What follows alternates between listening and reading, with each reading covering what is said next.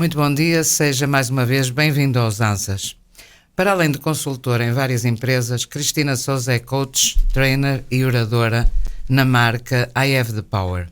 Vive em Viana do Castelo e o seu foco passa por questões como a parentalidade sábia. Para melhorar precisamos saber mais. Porque vai correr tudo bem é preciso cuidar da nossa cabeça. Como os pais podem liderar em tempos difíceis, controlar os nossos pensamentos e as nossas emoções são a base de melhorar a nossa vida, entre outros temas que, plenos de interesse, são uma ajuda preciosa na forma de estar e de agir perante a diversidade de desafios que constantemente nos são colocados. Saber como tudo se processa leva-nos a uma conversa sobre vários assuntos com a própria, numa tentativa de compreender o que nos é oferecido.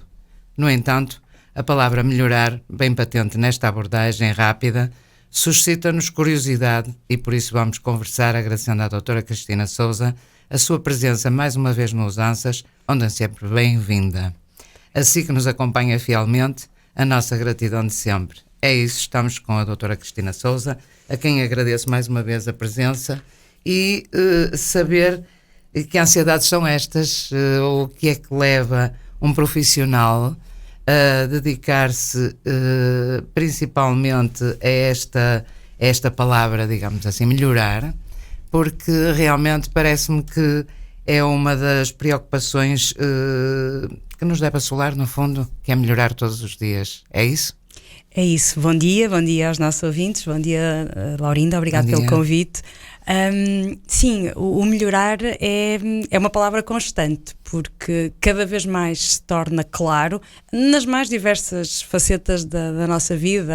A Laurinda falou na questão da nossa relação com os filhos e nas nossas relações enquanto pais, mas não só.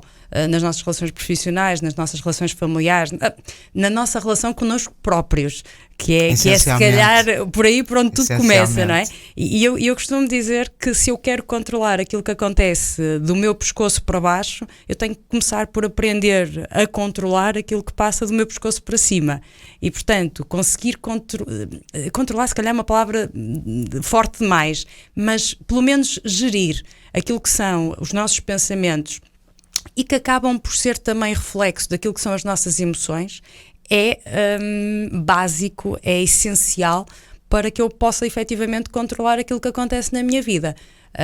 Que é para não ser também aquele eterno, não é, sujeito daquilo que vai acontecendo. O nosso povo gosta muito destas expressões, não é? O destino, nasci fadado para isto, e eu não acredito nada nisso. Eu acredito que nós somos feitos das nossas escolhas, e as nossas escolhas muitas das vezes não são tão conscientes nem tão voluntárias, porque eu simplesmente não estou atento àquilo que estou a escolher ao longo de toda a minha vida. Essa questão do destino, por vezes, parece-me um desculpar e passar a bola ao destino. É mais do que um desculpar. É uma forma... Nós somos um povo que não lida muito bem com perdas, que não lida muito bem com a dor, não lida muito bem com uma série de coisas que não são propriamente simpáticas. E, portanto, o passar isto para uma entidade externa, que nós não temos qualquer controle e que nos controla de um estado que nem sabemos muito bem onde é que é, dá-nos algum conforto, não é? Portanto, e o nosso cérebro tem estas coisas. O nosso cérebro vai sempre escolher a solução que gaste menos energia, a solução que seja mais fácil para ele. E, portanto, havendo aqui algo que justifica e que não sou eu, não é? Dou-lhe um exemplo completamente diferente. Por exemplo, eu quero perder peso, não é? Mas, porque não estou disponível ainda para fazer as opções que tenho que fazer, posso sempre dizer, a minha família é toda de gordinhos, ou toda a gente na minha família tem este stress, é genético. E, portanto, quer dizer, é uma desculpabilização que trazemos para uma entidade externa, e isso dá-nos algum conforto, e isto acontece em todas as áreas da nossa vida. Portanto, é muito interessante passo a ideia, não é? Mas às vezes é muito interessante olhar para isto, mais do que penalizar a pessoa ou apontar o dedo. É uma das coisas que eu gostava muito que um dia isto acontecesse no mundo inteiro, é olharmos para o que é que os comportamentos das pessoas realmente querem dizer. E quando eu começo a reparar mais no comportamento do que propriamente na pessoa, é muito interessante, porque as tais minhas reações, as tais formas de eu pensar e de eu olhar para a vida alteram-se, eu diria melhoram-se, porque exatamente acontece isso, ou seja, eu deixo de prestar tanta atenção a determinados pormenores que se calhar não me acrescentam, não é? E começo a olhar para o que quer dizer o comportamento da pessoa, e quando eu começo a olhar para isso, muda tudo, muda a perspectiva, e mudando a perspectiva muda a forma também de eu olhar para a minha vida e de eu levar a minha vida. Isso passa também por não explorarmos demasiado as capacidades que temos a nível mental? Não, eu diria que passa pelo contrário. Passa por explorar cada vez mais aquilo que é a nossa forma de pensar, ou seja... Não, mas eu digo, a pessoa em si, quando adapta esse tipo de soluções, entenda-se, não está a aproveitar a capacidade que tem. Não, completamente. Pois, não, é nesse sentido, está a viver aquilo que eu costumo dizer, e quem já lidou comigo já me ouviu a dizer, que é o chamado viver pequenino. Porque... Isto chega-me. Exatamente. Que é de matar. Sim, o meu pai e a minha mãe já foram assim, exatamente. Portanto eu não nasci para mais do que isso, e eu ao contrário defendo exatamente o contrário, que é mesmo isso. O que é normal, o que será normal. Eu defendo que nós todos nascemos para triunfar. Claro. Nós todos nascemos para ter sucesso, e seja o que noção de triunfar e de sucesso seja para cada um de nós. Até porque se nós puxarmos um bocadinho o filme atrás, quando nós éramos mais pequeninos, havia alguém que nos dizia que a gente não conseguia fazer. Então, por isso é que todos nós temos esfoladelas nos joelhos e cicatrizes e coisas que tais, não é? Porquê? Claro. Porque havia uma altura na nossa vida em que nós acreditávamos piamente que seja lá o que for que venha por aí, eu vou conseguir. E ao longo da vida, com alguma pancada que vamos levando, e às vezes até nem é tanto a pancada, é o nos dizerem que há a possibilidade da pancada, nós vamos desistindo tu fazes, mas tem cuidado. Exatamente. Tem cuidado, olha que não é fácil. Olha que não é fácil. Não sabes o que vais encontrar pelo caminho. Olha que fulano fez e não assim, correu bem, não é? Olha que o mundo é complicado. Esse tipo de coisas, não é? Que nem sequer existe. Completamente. Para desistirmos. Basta isso para haver uma desistência imediata, não é? E não é uma desistência grande. Muitas das vezes é só uma das pequenas desistências. Sim. E a certa altura eu deixo de tentar. E nós temos muito isso a partir de uma certa idade, vamos apercebendo-nos isso a partir de uma certa idade.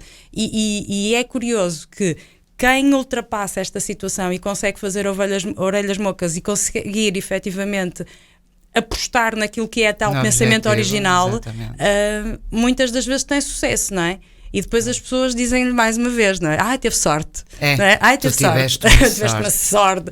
E as pessoas dizem, sim, em algum ponto eu até acredito, porque se calhar estava na hora certa, no lugar certo e tornou-se a pessoa certa. Mas o que nos leva a estar na tal hora certa e no local certo é tudo isto. É eu pensar que consigo lá chegar. Exatamente. Porque se eu não pensar que consigo lá chegar... Ou seja... É preciso sempre o pensamento positivo à partida, não é? Seja à partida, ou no meio, no fim. Sim, mas logo à partida é necessário, não é? Claro, porque senão sim, o ponto de partida é o mais importante. E depois, esses fatores externos, quer queiramos, quer não, determinam o nosso futuro, de certa forma. Totalmente. As pessoas que vamos encontrando pelo caminho. Sim. Dizem os estudiosos que nós somos o resultado das 5 pessoas com quem mais nos damos. Sem dúvida. Às vezes precisamos de escolher quem são essas 5 pessoas e às vezes não é fácil, eu reconheço. Reconheço que não é fácil porque às vezes são as pessoas da nossa família que não são as pessoas mais motivadoras para aquilo que nós queremos. Esse é o desafio, muitas das vezes. Por isso é que eu digo mesmo que é mesmo o desafio de controlar, lá está, o que se passa na minha cabeça, o que eu vou ouvindo. Aliás, uma coisa que nós trabalhamos muito na programação neurolinguística, que é esta explicação científica de como é que programamos, por assim dizer, o nosso cérebro, uma das coisas que nós trabalhamos muito é uma coisa chamada crenças. E todas as crenças que nós temos acontecem porque ouvimos. Porque alguém nos disse. Nós não criamos crenças de outra natureza. As crenças começam todas por ser auditivas. E, portanto, se nós tivermos um ambiente que nos incentiva, é muito mais fácil. Se nós tivermos um ambiente que não nos incentiva, vai ser aqui um desafio extra e ultrapassar já as dificuldades que vão acontecer, porque, repare, a forma de olhar para a vida disto não significa que a gente não tenha problemas, que não aconteçam coisas más na vida. Continuam a acontecer e continuam a haver problemas. Agora, é a forma como eu olho para eles. É a forma como eu, quando tenho um desafio, eu não gosto muito da palavra problemas, gosto mais da palavra desafio.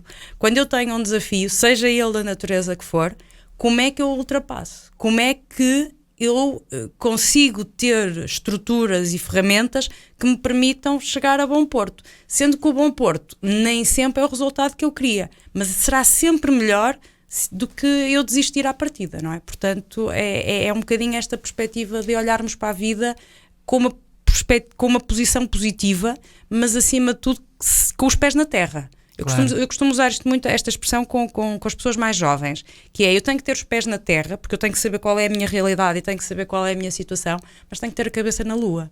Tenho que ter sempre a ideia de sonhar com alguma coisa maior do que acontece. Não é? É absolutamente essencial. Se não se sonhar, não se atinge metade do que almejamos, no fundo. E sonhar para mim não é aquilo que fazemos quando está a dormir. Sonhar para mim é aquilo que pensamos enquanto estamos acordados. É? Exatamente. E depois temos as outras pessoas que trabalham bastante ou que estão sempre em atividade e ouve-se sempre aquilo do lado: tu metes-te em tudo. É verdade. E? Porquê que as pessoas se metem em tudo? Não metem nada. Geralmente metem-na. Mas mesmo repare, mesmo que seja a própria pessoa a voluntariar-se para seja o que for, qual é o problema? Viva, não é? Qual é o problema? Qual é a questão?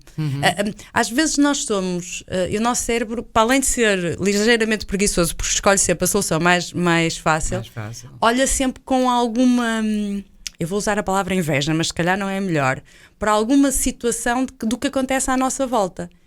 E às vezes o nosso papel é fazer perguntas estúpidas, não é? Que quando alguém nos diz uma coisa disso, a gente responder e? Que é para as pessoas às vezes caírem um bocadinho no ridículo daquilo que nos estão a dizer. Porque as pessoas... Deixa-me só... Eu acredito que as pessoas não dizem isto com uma intenção expressa de ferir, de magoar. Não há isso. Na grande maioria de nós não há isso. Mas às vezes conseguem ser mauzinhos sem precisar. E mais ainda, sem se perceber que estão a ser mauzinhos, porque também se calhar lá está, vem das programações que a pessoa traz de trás, e se calhar eu estou habituada a dizer isto a muita gente e portanto, como estou habituada, vou com essa maré e não conheço outra. E às vezes quando a gente faz essas perguntas assim um bocado parvas e estúpidas, não é? Ou então o que tu sabes. Qualquer outra coisa, não é? Pronto, mas queres ajudar? Pronto, não é? Qualquer coisa desse tipo, de fazer com que a pessoa pare, é aquilo que a gente costuma dizer. O nome técnico é o insight, eu costumo dizer que é o cair da ficha, não é? Que é quando a pessoa de repente parece que cai nela e diz: pois, realmente tens razão, realmente não tem nada a ver com isso, ou realmente bom para ti, gostava de ser assim, etc, etc. Que são todas aquelas coisas que passam pela nossa cabeça, mas que não são verbalizadas. Às vezes, muito do nosso papel, quer na programação neurolinguística, quer no coaching, é exatamente isso, é verbalizar coisas que andam pelas cabeças das pessoas. E nesse aspecto é muito interessante ver as reações, é muito curioso de ver as reações, porque as pessoas não estão à espera disso, não é? Portanto é muito giro. Essa intimidade que existe, geralmente ninguém lá entra, não é? Porque as pessoas, ou porque não dizem o que pensam da outra pessoa, ou porque isso tem a ver com a honestidade de pensamento, não é? Ou de análise. Repare, nós não podemos ser meio tolinhos de andar a dizer tudo o que nos passa pela cabeça, claro, não é isso. Claro que não. Mas estamos a falar de relações chegadas. Mas às vezes, e mesmo nas relações chegadas, é reaprendermos a falar. Isto parece um bocado exagerado, mas é verdade. Mas não é reaprendermos a falar. Dou-lhe um exemplo em concreto. Eu tenho este hábito. Quando estou com alguém e a pessoa tem, por exemplo, uns sapatos bonitos ou uma carteira bonita, eu digo: olha, gosto imenso dos seus sapatos. E as pessoas ficam... A primeira reação, qualquer elogio que façam, a primeira reação de nós, portugueses, é... sim, pronto, obrigado e tal. Mas não é uma reação de aceitar, porque nós não estamos habituados a isto. Nós estamos habituados a dizer, muito menos estamos habituados a que nos digam. É uma perspectiva um bocadinho diferente de olhar para a vida, mas a questão é: se eu gostei dos sapatos ou da carteira, porque é que eu não posso fazer esse comentário? Já estou a ganhar 0. Não é? E depois a verdade é essa, é que eu olho para as pessoas que recebem, apesar desta primeira reação de algum incómodo, porque eu não sei lidar com esta nova emoção, com esta nova coisa que surgiu aqui para cima da mesa. A verdade é que no momento seguinte as pessoas dizem: e tal, muito obrigado e tal. Ou seja, as pessoas gostam. Então, se eu posso fazer pequenas coisas que tornam a vida das outras pessoas mais alegres, nem que seja naquele momento, por que é que não a faço? E muitos de nós não partimos o nosso dia ou não começamos o nosso dia a pensar nisto. É aquela ideia gira que eu acho que me ajuda a ter dias mais simpáticos, que é o que é que eu posso fazer para tornar a vida de alguém hoje mais divertida ou mais alegre. Pelo menos mais leve. Pelo menos mais leve. E quando eu parto deste princípio, é fácil estar bem disposto, porque as pessoas dizem-me: Cristina, mas tu acordas assim todos os dias bem disposta? Não, eu acordo como toda a gente. Claro. Eu acordo e tal, e olhar para o despertador e dizer: já estás a tocar, e porque é que não tocas daqui a meia hora? Pronto, essas coisas todas. Só que não fico nesse estado. Pronto, não é? Não fico nesse momento, ultrapasso. E essa capacidade de ultrapassar passa tudo por eu controlar aquilo que vai dentro da minha cabeça. Mas não tenho dúvidas nenhumas. Deixar também esta ideia. É um trabalho contínuo. Porque há momentos... Não pode ser só hoje, não é? Não pode ser só hoje, muito pelo contrário. Tem mesmo que ser, porque às vezes, mesmo para quem está mais treinado como nós, há pensamentos que nos assaltam. Há ideias que de repente a nossa cabeça tem. A gente às vezes não se preocupa muito porque é que tem, porque tem-nos só, e que a gente tem que olhar para eles e dizer: para lá tudo, porque não é por este caminho que eu quero ir. E isto também passa muito, lá está, por eu viver numa coisa que é o momento. É eu não estar muito preocupado com o futuro, nem estar muito a trazer tipo saco às costas o passado. E quando eu olho para o presente como sendo um bom momento para a construção de um futuro, eu tenho que semear tudo aquilo que eu vou querer colher no futuro. E aquilo que eu quero colher no futuro são coisas boas. Portanto, eu tenho que semear coisas boas. É claro, é imprescindível. Essa questão do passado... ver o tal saco às costas está bem legendado ou ilustrado. Muita gente carrega o passado até à morte, em certos casos, e porque não consegue carregar a partir daí, porque não, também levaria, também sim, nós estamos um bocado a ridicularizar, mas é verdade. A carga do passado continua a ser algo... Está a negatividade muitas das vezes. Eu diria que nem é uma questão de ser negativo ou ser... É não acrescenta. Pois. Ou seja, o que me aconteceu na vida, bom, mau, muito mau, menos bom, não importa, trouxe-me até aqui. Fez de mim a pessoa que eu sou hoje. A pessoa que eu vou ser daqui a um ano depende do que eu faço a partir de hoje. Não depende do que me aconteceu até aqui. Não é? Depende de tudo. Depende do que eu tiver disponível para fazer, do que eu tiver disponível para aceitar, do que me vai acontecer, do que eu vou semear, lá está, do que eu vou criar a partir daqui. E é muito giro de ver exatamente isso, de ver esta capacidade que as pessoas, quando querem, porque isto é uma opção, não é, lá está a tal questão do destino, assim, é uma questão de opção, é uma questão de opção. Quando eu quero de avançar, efetivamente, lá está, vai haver dias bons, vai haver dias menos bons, vai haver momentos, tudo bem, mas se eu quiser avançar, há meios e há formas de lá chegar.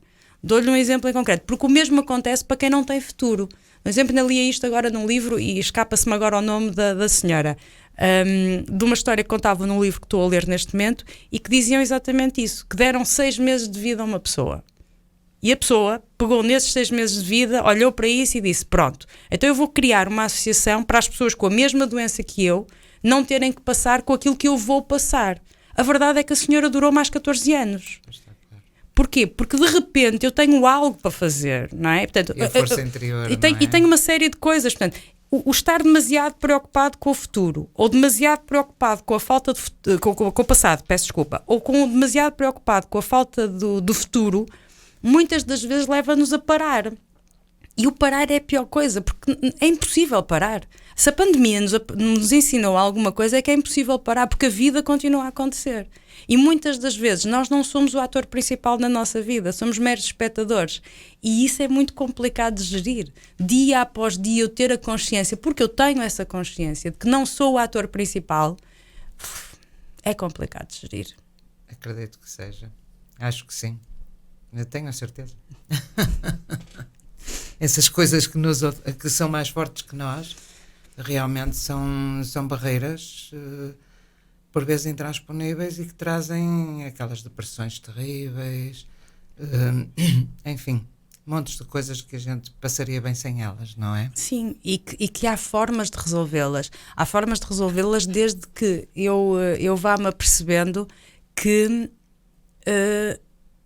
eu estou a entrar nelas e quero pará-las antes de lá chegar. Porque há formas de prevenir também entrar nesses momentos mais escuros. Muito bem, nós estamos aqui a assistir a uma panóplia de soluções que se podem adotar quando temos necessidade delas. Verdade. Necessidade temos sempre, porque é sempre bom estar atento ao que nos surge e aos tais desafios que nos levam a criar algumas armaduras, muitas vezes. Sim. Mas se tivermos alguém que nos ajude nessa fase de ultrapassar todas estas coisas que são ultrapassáveis, ao fim e ao cabo é disso que estamos a falar, a solução para tudo, afinal. Há uma coisa para a qual ainda não há solução, pois, isso é normal, mas tirando esse pormenor... E deve haver mais alguma também que não será tão fácil resolver. Há solução para prolongar. Pronto, muito bem. Mas há soluções, sim, claro que sim. Claro que há soluções. E soluções para ouvirmos uma música agradável que a doutora Cristina trouxe é nesta hora. E vamos deixá-lo com este apontamento musical. Voltamos já a conversar. Certo? Certo. Até já. Usanças. De regresso, vamos continuar a nossa conversa interessantíssima, até porque eu comecei por falar aqui no aspecto da parentalidade. E esta relação pais e filhos, sim, e filhos e pais, é verdade, causa-nos algumas preocupações no momento. Está tudo bem, há muita cedência da parte dos pais, pouca receptividade dos filhos. Como é que isto está? Acho que há muita coisa por fazer ainda. Pois. Lá está, porque é preciso cada vez mais olharmos uns para os outros como pessoas. Começa logo por aí. E essa é a grande questão. Nós pais, às vezes, temos alguma dificuldade de olhar para os nossos filhos que vão crescendo e ver outra coisa que não seja aquele bebé que a gente trouxe para casa com 3 dias, não é? E essa é uma das coisas que nós vamos ter que aprender também enquanto pais, deixá-los crescer. Andamos sempre com eles ao colo. Sempre com eles ao colo. E esta geração nota-se, talvez por questões da vida moderna, não vamos estar aqui também a apontar só o dedo aos pais que são os desgraçados. Não, acho eu que não. Acho que os pais fazem o seu melhor. Eu não acredito, mais uma vez, não acredito, e é uma crença minha, que haja qualquer pai que deliberadamente faça alguma coisa para prejudicar os filhos. Claro. Acho que às vezes não sabemos fazer melhor. É não tão simples quanto isso. Não, eles não trazem manual, é uma pena. Não há uma escola onde. Não há uma escola para pais. Podia haver, não é? Não há, não é? E depois cada miúdo é um miúdo. Eu só tenho uma, portanto não tenho grande capacidade de comparação, mas para quem tenha mais, não é?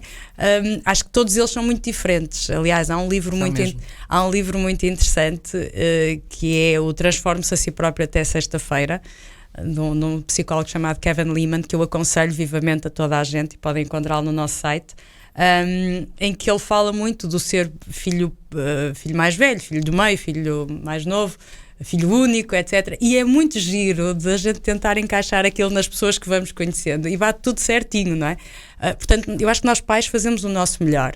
Às vezes o nosso melhor não é suficiente, até porque às vezes há desafios. E ao longo do tempo, lá está, os comportamentos, e aqui uma das regras basilares da relação com pais e filhos, eu acho que é esta: os nossos filhos vão olhar sempre muito mais para aquilo que nós fazemos do que para aquilo que nós dizemos, e alguns pais às vezes ainda não se aperceberam disso, e quanto mais rápido eu me aperceber desta realidade, mais fácil é também eu adaptar-me, ou eu fazer o melhor por aquilo que seja. Da mesma forma, acontece connosco. Ou seja, nós vamos olhar muito mais para aquilo que os nossos filhos fazem do que para aquilo que os nossos filhos dizem. E, portanto, partindo deste princípio de consciência, é muito mais fácil depois sarar qualquer que seja a situação que exista. Termos também outra realidade. A nossa geração, a minha geração, que tem neste momento filhos na ordem entre os 15 e os 20 e qualquer coisa, foi uma geração que foi criada num mundo muito pouco igual ao de hoje. Um mundo muito menos informatizado, um mundo mais lento, um mundo mais tranquilo, por assim dizer, não é? atualmente esta nova geração que está aqui a aparecer é uma geração muito mais agitada, informada. O que não mas quer ao mesmo dizer, tempo agitada. o que não quer exato, o que não quer dizer que seja conhecedora. Porque a verdade é que eles têm, a informação toda está na ponta dos dedos, não é? Qualquer telemóvel tem internet, eu tenho uma coisa chamada Google e automaticamente eu tenho um mundo na ponta dos meus dedos. O que é bom. É bom se eu usar para o bom. Se gerirmos bem. Portanto, é uma geração muito informatizada, mas é uma geração com muito pouco conhecimento prático. E uma das coisas que eu acho que caracteriza o português, que é aquela capacidade de desenrasca, é uma geração que está a perder essa capacidade de desenrasca. Porquê? Por ter tanta informação à disposição. Aquilo que eu sinto e do trabalho que faço com as associações de estudantes e de outras naturezas, de algumas sessões que vamos fazendo, é que há demasiada opção e o nosso cérebro não gosta disto. Há demasiada informação, o nosso cérebro não gosta disto. E eles ainda não aprenderam a lidar com isto. Quanto mais rapidamente, lá está, eles conseguirem controlar o que se passa dentro da cabeça deles, mais fácil é a coisa correr melhor. É um trabalho diário? É. Mais uma vez, não dá para fazer hoje e agora, é tipo ginásio, tem que ser todos os dias, tem que haver persistência e tem que haver mesmo a capacidade de perceber que há momentos. Não é? Mesmo nós, eu uso muito isto. Quando a minha filha entra num modo de desvario, já acabaste? Pronto. E não vale a pena, porque naquele momento não há capacidade. Não há capacidade. E às vezes o estar ali, portanto, muito das vezes o papel dos pais é se calhar não fazer.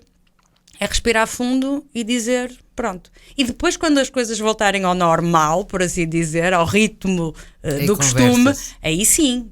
E tirar leis, exatamente, não é? E não só, e tirar ilações disso. Eu fazia isto muito com a minha rapariga quando ela era pequena, sem saber porque é que fazia. Tinha lido isto num livro e fazia, que era, sempre que ela me vinha pedir desculpa de alguma coisa, isto com 4, 5 anos, eu perguntava-lhe porque é que me estás a pedir desculpa. E porque a maior parte depois dos miúdos entram em modos automáticos. Portanto, eu faço uma asneira, eu peço desculpa e a coisa resolve-se. Não, espera lá, para tudo. Estás-me a pedir desculpa porquê? O que é que tu fizeste que é para não repetir? E voltamos à história dos comportamentos. As questões da personalidade ficam definidas aos 5 anos. Mas do que era aos 3? Não, aos 5. Pelo menos as últimas coisas que eu li, à volta dos 5. Até porque é quando eles começam a ter consciência do que é ser social, do não ser, os comportamentos alteram-se aí um bocadinho. Tudo o resto, a partir daí, ou na grande maioria de tudo o resto, a partir daí é comportamental. Então, se é comportamental, pode ser aprendido e reaprendido. E reajustado. E nós fazemos isso muito bem. Nós fazemos isso muito bem em determinadas áreas, não é? Sim. Noutras, às vezes esquecemos-nos. E lá está, fazendo um trabalho diário, a grande vantagem dos nossos filhos é que até determinadas idades eles estão connosco. Portanto, nós temos essa possibilidade de fazer um trabalho diário. Fazendo esse trabalho diário, focado, lá está, naquilo que eu quero que seja o futuro, e aqui temos que ter muito claro o que é que eu quero para o futuro, é muito simples. Dá trabalho. E voltamos à história da preguiça do nosso cérebro, não é? Claro. Dá trabalho.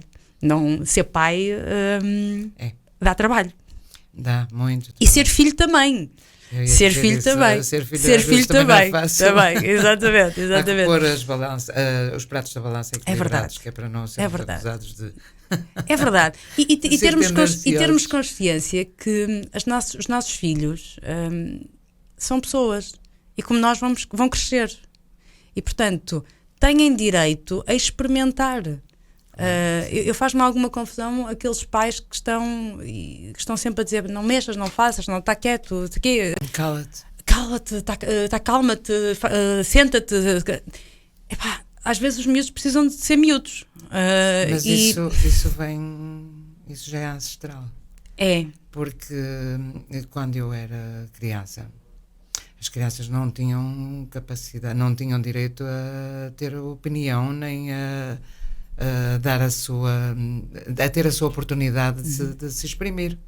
Quantas vezes assisti, felizmente não me enquadro nesse grupo, por variadas razões, mas assisti muitas vezes a pessoas com crianças na mão e a miúdo ou a miúda dizia qualquer coisa e a mãe dizia, cala-te, a conversa não é contigo, e depois dizia para a amiga, é canalha, não ligues. Sim. Portanto, aqui há uma diminuição da importância, digamos assim, do discurso da criança. Sim. Que sempre me fez muita confusão. Sim, eu lembro-me, por exemplo, quando eu era pequena, na minha avó, nós tínhamos a mesa, nós não comíamos à mesa com os adultos. Com os adultos. Portanto, havia uma mesa só para os netos, não é? E, portanto, era logo ali o sinal claro de que tu ainda não tinhas idade para vir para os adultos, não é? Para o mundo dos adultos. Depois está claro, para o mundo dos adultos. Alguma barreira de separação que isto aqui é o nosso mundo e tu ficas aí, não é? Aliás, era muito giro de ver quando, por exemplo, alguns de nós, porque éramos mais velhos, passávamos para a mesa dos adultos, não é? Depois os meus primos mais novos continuavam na mesa dos outros e a gente olhava para os outros tipo, não é? Muito, lá está, porque nós não sabemos, não há uma verbalização disso, mas há o assumir do comportamento. Pois. E essa é a parte que lá está curiosa. E era a regra, exatamente. Era a regra ninguém discutia, claro, como é óbvio. Exatamente. Nos dias de hoje seria impensável. O que é que os filhos diriam a isso? Porquê é que eu vou para ali? Porquê é que eu tenho de sair da mesa? São muito mais pensantes, não é? Essa é uma das coisas que eu acho. Eu acho que esta geração verbaliza menos, mas é uma geração muito mais. Eu não quero usar a palavra inteligente, talvez, mas é uma geração muito mais pensante do que nós fomos. Claro.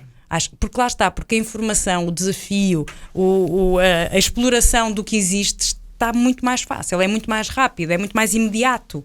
E, portanto, é uma geração que pensa muito. Curiosamente, eu acho que quando eles começarem a verbalizar aquilo que lhes vai na cabeça, alguns pais vão ficar surpreendidos. Porque eu acho que há muitos pais que não sabem, não conhecem os filhos que têm em casa. Com o devido respeito. Como há muitos filhos que também não conhecem os pais que têm em casa. Isso sim, também é notório. Não é? O que é que os pais fizeram quando tinham a idade deles? Que tipo de experiências é que tiveram? Como é que os pais... Pergunta fácil. Será que a maior parte dos filhos sabe como é que os pais se conheceram? Onde é que se conheceram? Porquê é que decidiram casar? Perguntas deste tipo, que eu acho que eles fazem nas cabeças deles, mas que não deve ser propriamente o tema de conversa à mesa de jantar, não é? E é uma das áreas que eu acho que deveríamos trabalhar muito mais. Porque há muito por explorar e há muito por fazer nessa situação. Já para não falar nos imbróglios que trazemos quando, por exemplo, vem a história das escolas e das notas e dos cursos à mistura, não é? Que estamos agora a começar o ano letivo, não é? Gente super indecisa, não é? Sim, muito complicado. Para escolher o que vai fazer na vida. Muito complicado porque há muitas ofertas. Pois, exatamente. Não é? Repara, no meu tempo, e agora já parece parece que tem 400 anos. Não é? Exatamente. Sim, não é? mas no meu tempo, não é? A verdade é que no meu tempo havia 4, 5 cursos. Havia muita coisa a emergir. Agora, mas havia 4 ou 5 cursos. Não é? Agora há 300, não é? E as pessoas preocupadas se vão ter futuro escolhendo aquela área. Esse é um erro crasso. Esse é um erro crasso. É eu escolher uma área a pensar na profissão. E não fazer ao contrário. No que vou ganhar, na saída profissional que eu tenho. Mas os próprios pais incentivam, claro.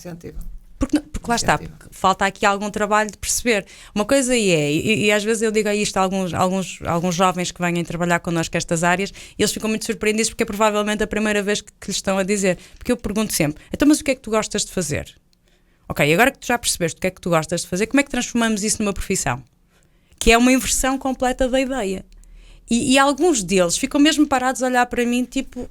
Nunca ninguém me perguntou nisto, porque aquilo que isto, não é? Pronto. E seria muito mais interessante e teríamos provavelmente profissionais muito mais realizados no futuro, felizes, falamos não é? Muito nos ANSAs, não é? Disso. Felizes muito, efetivamente, se olhássemos para tudo o que é profissões e pensássemos mais numa ótica, ok, se calhar primeiro, provavelmente eu não vou fazer isto para o resto da minha vida, vamos partir desse princípio, brutal, ok. Mas nesta fase, o que é que eu gosto de fazer? O que é que me vai... Porque assim, todos eles vão ter coisas nas faculdades ou nos cursos profissionais ou no que seja que não vão gostar. Vai haver um ou outro professor que eu não vou gostar, uma outra cadeira que eu não vou gostar. Normal. É o que acontece, é verdade. Pronto. Portanto, eu vou ter que ter aqui alguma bagagem para ultrapassar isto tudo. Se eu já estou a fazer algo por frete... Quer dizer, torna-se um frete muito grande. Eu no outro dia estava a fazer isto numa instituição e aquilo que eu ouvi de repente da plateia para mim foi que a pergunta era porque é que vocês estão a tirar o curso que estão E a resposta que eu tive foi para não aturar a minha mãe. E para sair de casa, para não, percebe? É do tipo, eu tenho que tirar qualquer coisa para calá-los e, portanto, é isto ou outra coisa qualquer. E como até tenho notas, tenho média. Tem de ser aquela, porque senão não é bem visto. Não é? Porque eu preciso ter um curso. Essa também é outra dinâmica, não é? A sociedade portuguesa acha que todos nós temos que ser doutores, não é? E temos que ter um curso. Não é lógico. Não é lógico. Muito pelo contrário. E vê-se a loucura que é os acessos às faculdades e coisas que tais, não é? Não é lógico. Muito pelo contrário. Não é isso que faz as pessoas felizes. E a probabilidade de eu ir tirar um curso e acabar a fazer qualquer coisa que não tenha nada a ver com o curso é cada vez maior. Este exemplo, que é uma realidade, por exemplo, nos Estados Unidos há muitos anos. Portugal está a começar a descobrir esta realidade. Já para não falar daquelas questões das profissões, um bocadinho como a minha, que fazemos muita coisa a partir do online e, portanto, eu posso estar em qualquer lugar do mundo e a fazê-lo. Há essa facilidade, não é? Ótimo. Não é? Noutras cada vez mais as carreiras se propiciam a isto. Portanto, a probabilidade de eu estar a criar alguém que vai ser um cidadão do mundo é muito interessante. E nós, às vezes, e aqui tem muito a ver com o facto de Portugal ser um país pequenino, não é? 600 km. 600 km é muita coisa, não é? 600 km parece que é muito longe, e há países que 600 km é ali ao virar da esquina. Claro. E esta noção de tamanho e de distância a nova geração não tem. E portanto é muito interessante de ver. Eu estou muito expectante do que é que esta nova geração vai ser capaz de fazer, porque eu cheiro-me que vão fazer coisas muito, muito interessantes. Até porque a questão das causas, não é? É uma geração que vive muito por causas. Claro. E nós pais às vezes não entendemos isto tanto. E as causas podem ser desde o meio ambiente a outras coisas quaisquer, não é? Mas são gente que aquilo não é apenas da boca para fora. Não investem é causa mesmo, não é? É vestir a camisola, não é? E essa realidade nós pais às vezes não entendemos. E muitos pais não valorizam. Deixa-te disso. Lá estás tu no mundo da lua, achas que vais conseguir alguma coisa? Lá está outra vez. Passa pelo entender. Exatamente. Passa por se esquecer que já houve uma altura que tivemos sonhos. Claro. Mas que no nosso tempo provavelmente seriam irrealizáveis. Exatamente. Hoje há a possibilidade de os realizar, mas como a prova que temos foi negativa, lá estamos nós, induzimos os nossos filhos a não fazer porque vais-te magoar. Pois. Lá está, voltamos à velha história. A nossa intenção é boa. É evitar que as pessoas tenham desilusões, que as pessoas tenham desgostos, que as pessoas se sintam mal. Eu percebo isso, mas eu tenho uma expressão que uso muitas vezes com alguns pais, que é, eu acho que nós às vezes temos que deixar os nossos filhos bater com a cabeça na parede. Sem dúvida, não se aprende a viver de outra maneira. Não temos que os deixar abrir a testa, porque às vezes a cicatriz é difícil de ultrapassar. Mas bater com a cabeça na parede, por que não? Às vezes até dá jeito. Claro que sim. É se calhar de uma forma que eles aprendem. Tudo, não. E é de uma forma que eles aprendem. Temos é que estar lá para depois para fazer o curativo. Apoiar, não é? E temos que ter a capacidade de evitar aquelas coisas do eu bem te disse. Não é? Eu já sabia que isto ia acontecer. Portanto, porque isso não traz nada. Isto não constrói nada. Se dissermos, okay, estás a ver?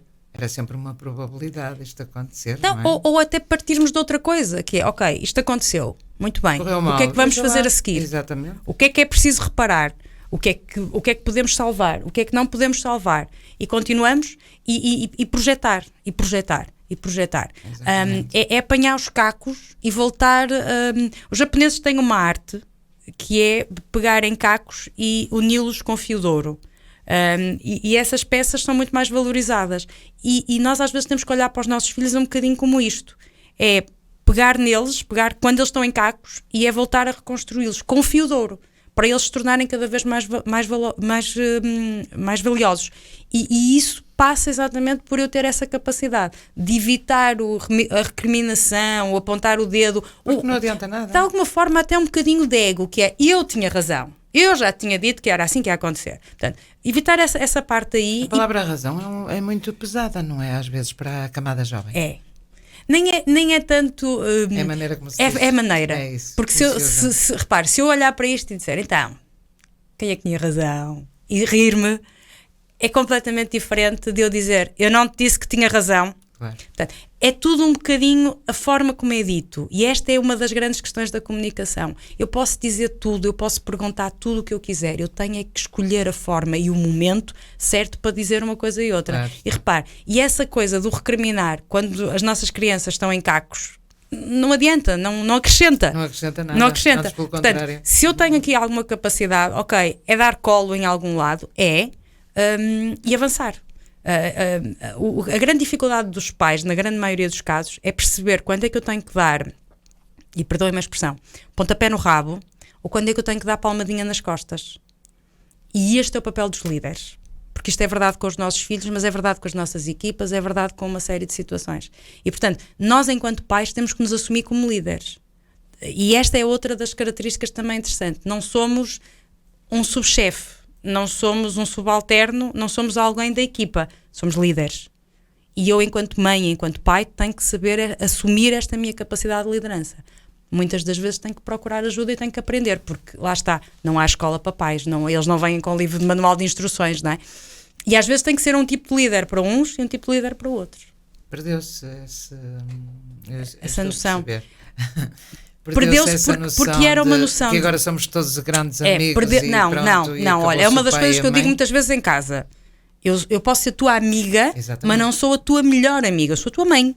Portanto, se houver momentos, se houver momentos em que eu tenha que pôr os pontos nos is e nos jotas, eu vou pôr os pontos nos is e nos jotas. Claro. Não vou simplesmente, pronto, amiga. Não é isso. Não é esse o meu papel. Para isso tens as tuas amigas, é diferente. E a questão é que se passou de um 8 para 80, passou-se de uma liderança imposta unicamente pelo cargo, não é? Porque era o pai e a mãe diziam, e portanto, biquinho calado, e quando, não é? A minha mãe quando me trata por Cristina Maria, eu já sei que o assunto está conversa chegou, não é? Eu sabia perfeitamente quando era miúda que era o ponto de, não é?